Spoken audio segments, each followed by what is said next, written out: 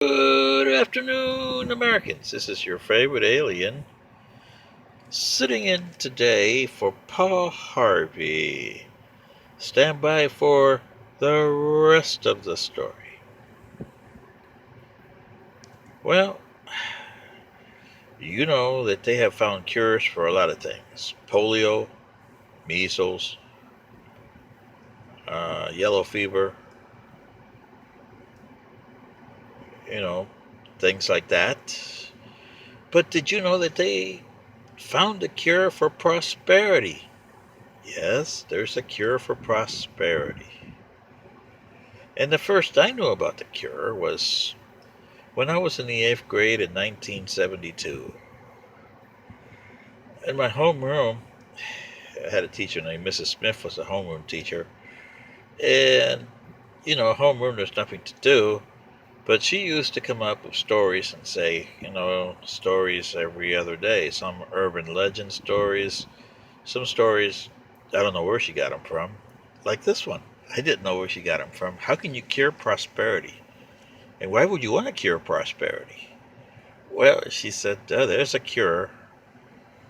And the way she put it, let me see if I can remember her way. Okay, here we go.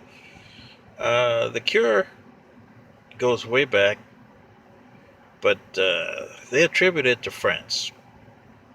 But the way she heard it was there was this French painter who went to the local, I guess you would call it bar here, tavern, or whatever you call it up in France. Didn't say the town. Probably Paris, I would say. So I'll say Paris. And he ordered a bottle of wine. So he's drinking the wine, and the proprietor comes over and says, "Hey, bottle of wine?" He says, "Yeah." And he orders a second bottle of wine. He says, "Oh, I got a patron that wants me to make his portrait, so I'm good today." So as he's looking at that, he's looking across the street, and there's this little thing where they put the papers in. He has probably good eyesight, I guess, because he says, "Warning, hard times ahead." So when the guy comes around, the proprietor, to give him a second bottle of wine, he says, "Oh, I'm sorry. I changed my mind on the second bottle of wine because I just saw something that told me hard times ahead." And the guy says, "Oh, really?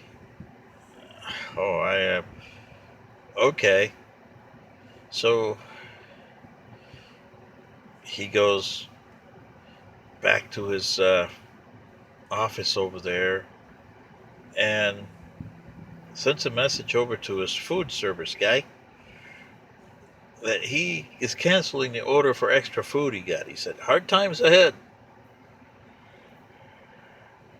And the guy that orders the food, he says, "Oh, no, no."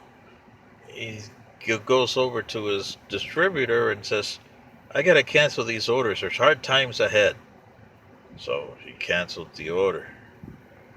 The distributor goes to his people that he gets the food from, and he says, "I have to cancel some of the orders in here. I was going to expand, but I can't now." So he cancels it, goes to the builder that's building his next building where he was going to put the rest of the food he ordered. And the builder says, "Oh, hard times?" He says, "Yeah, hard times." So the builder says, "Oh boy, okay." So he goes to this guy and he says, "Oh, I'm sorry, but I hear hard times are coming, so I have to cancel my portrait." Poor guy. And the poor guy, dejected, goes back to and orders a bottle of wine. He says, "I just got my portrait canceled because of hard times." And he looks over and he still sees the same thing that says "Hard times ahead." So after he drinks his wine, he goes across the street and looks at it closer. Hard times ahead. But unfortunately, the paper is from 10 years before. And now, you know the rest of the story. But you don't. Because I heard this story in 1972, and I heard it again in 1987 by Mr. Paul Harvey, who was saying a version of the story. It was a little different. But what he said at the end got me good. This was January 1987 when he said this in his program. And I had listened to the story.